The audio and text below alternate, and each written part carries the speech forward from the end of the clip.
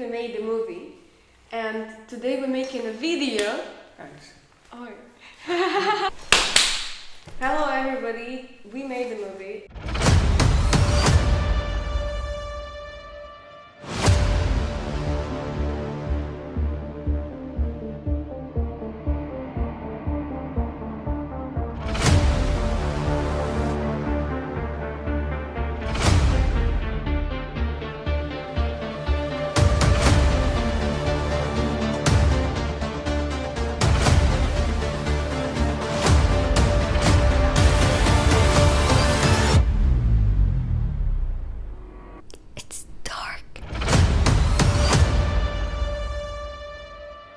The second part about post-production. And as I don't know much about post-production, Ali gonna lead this video and gonna answer all of the questions, all of the stupid questions I have. And There is no such a stupid question. but just yeah. Okay, I wanted in to be case to say philosophical, something. you know, I wanted to say something.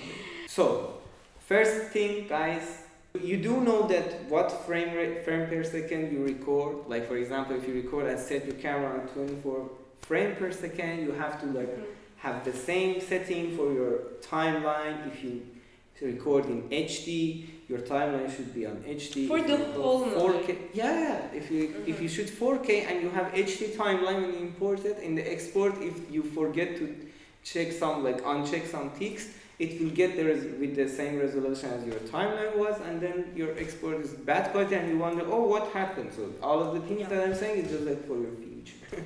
So first of all, this, and if you have the certain color space on your camera that you record on, you can change that in DaVinci prior to start your edit, because in the color tab in DaVinci, you also can work after you work with the footages. Now about the footages. These days, the cameras that students work is not that bad as it used to be in terms of the digital camera. So the footages is kind of 4K, 2K, something like that, and it's massive. It takes so much RAM memories to read them if you want to edit on them. So what I suggest, there is a technique to use proxies. You make a What is it? proxy. They call it proxy. You put the footages in the DaVinci application, and you right click on all the footages selected, and there is an option called generate proxy, which you can change the resolutions and the qualities and the size and where to store it. So what it does, it just make a low lag, low latency, and usually less storage media, copy of that media, that you work on it on the timeline. And when you finish your time, for example, if you have a footage and you want to cut at certain point, for example, here, when I touch this, you want to cut. This has an ID. In minute 1, second 2, 13 frame, this guy touched here. So when you work on the low quality proxies, you bring these numbers to your edit. So what is edit? This part of this clip should be glued to this part of this clip, and so on and so forth. So, but this all mathematics is the numbers that you click. This frame of this footage to that frame of that footage. So you work on low quality. For the export, there is an option to disable proxies and export on the highest quality. So with this technique, you can have a RAM, a hard drive, and put all of your proxies, which is probably 1/4 of the whole storage that it usually takes, and edit on that. In the end, you can relink the original footages, and what this gives you is you can play your timeline and editing left or right, one frame, without your computer to be ripping, and especially for low-end laptops and stuff like that, this is what I 100% suggest you. But one thing you never do on proxies is color grading. For color grading, you disable all the proxies and then you do your color grading, because you want the original footages, that dynamic range to work on color, and that's about proxies. I was saying, And what else about the general of editing? For the voices, guys, these are so important, especially in long projects. I'm telling you because I hurt by all of these things that I'm saying. So when you want to have, like, for example, for this project that we have 12 line of audio. 12. Oh. Wow, so much. Okay. Yeah. Because, like, I don't want to, like, tell exactly why, but first 2 lines is for the voices recording and on the footage. You might wonder, like, why 2 lines? Why not 1 line? Because 1 line footage, 1 line audio, right? No, because you have sometimes 2 cameras that you want to cut to, and you want to overlap these voices from different takes on top of each other. And if before that you put this second line of audio, for example, for music, then in mastering at the end, you want to tell that do this to track number 2, but track number 2 is music inside it, sound effect inside it, ambience inside it, dialogue inside it. So you want to put like one equalizer on this line, and it works with the dialogues but not with the music. It changes how the music sounds. Okay? So this thing, first 2 things for dialogue. After that, on the bottom, you put your sound effects, ambience, and music. These are like general things that you need to. Sometimes you want to use like sound effects overlapped to like the more lines you have and it's fully overlapped, the more natural and better the sound design is. Ambience as well, like at the bottom, usually ambience, by the way, guys, editors, ask the director and the guy who records sounds on the set to get the ambience of the location, of the same location that you guys shoot. Ask everybody at the end of the shooting, guys, can you please 5 minutes, no sound? Record the ambience. You never know when you're gonna use it. You might gonna use it, okay?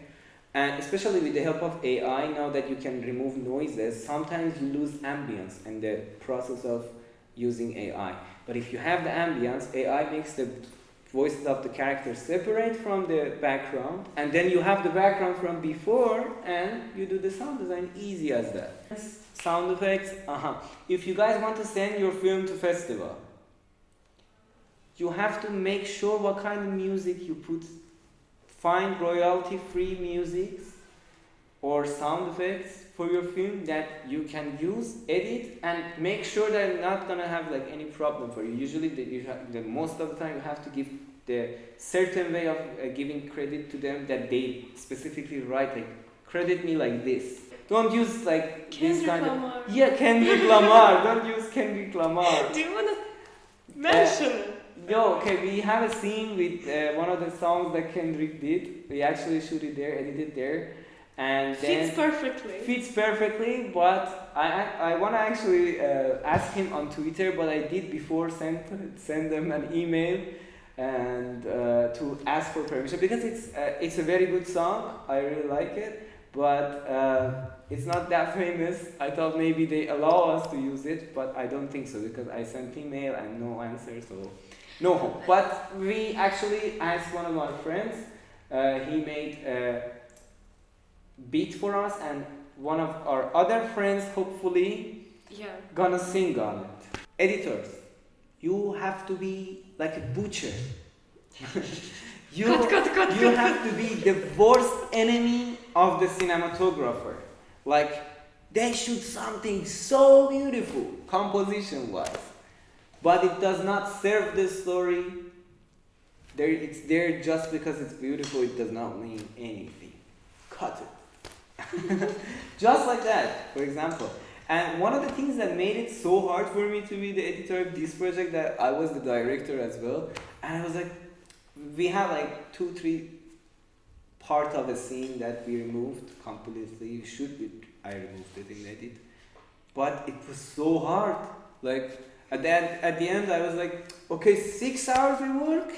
I was there, but it does not works now. It's not good now. So, and editors, never underestimate your strength of being a director. An editor knows, if I shoot it like this, or if I do the shot list like this, I'm gonna have a hard time in editing. So that's how you can be a good director, because you know what's gonna happen in editing.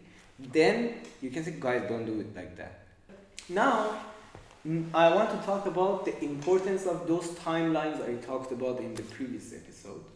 You know those timelines that I said you should have assembly timeline, you should have like rough cut timeline. You might wonder why I should have an assembly timeline. Because we have all the footages, it's based on the number of the takes. So if I need something, I go and pick it. No, wrong. You are doing 2 hours movie. At the very end of the post-production, director changed his mind, or her mind. Yeah. She said, oh, I actually want the other take that we took. Can you put that, I want to see how it's that. So you said, yeah, of course. You open the assembly timeline. You go to the sequence. Each sequence have like its own. You go to the sequence, and you see, okay, take 1 is this, 2 is this, 3 is this. Which one you like, director? Immediately at that point, she said, oh no, actually, I forgot. You are right. This take is good. Or no, put this take. Immediately, you just change it. Imagine a 2 hours project. You want to change something so small like a reaction, you don't like it, but because it's so hard to find it again, like all the related things, you said, okay, let's keep this. But this is not the full potential of your film. This is for assembly, for the rough cut, for the syncs, the audios, everything that you need to, in edit, you go back and come back, and we go back and come back. And we watch these film editors, they watch the film frame by frame, literally, many times. Okay, so something can come to your mind when you finish a scene already. You say, okay, this is good. 2 scenes after that, you're working, an idea comes to your mind. If you have these timelines, you go back to your rough cut, you go back to the first cut, you go back to assembly, you find everything that you need to cook better for that scene. But if you don't have it, even the brilliant idea came to you, but you say, oh my God, I have to go back, check all those footages, find that one. Oh, never mind, I just want to finish. Yeah. You know, that's the difference. I will show you my timeline. It's not like the best one, but I really try my best to keep everything organized there. And don't subscribe to our channel. Don't subscribe to our channel. Bye bye. Shaitan Machina!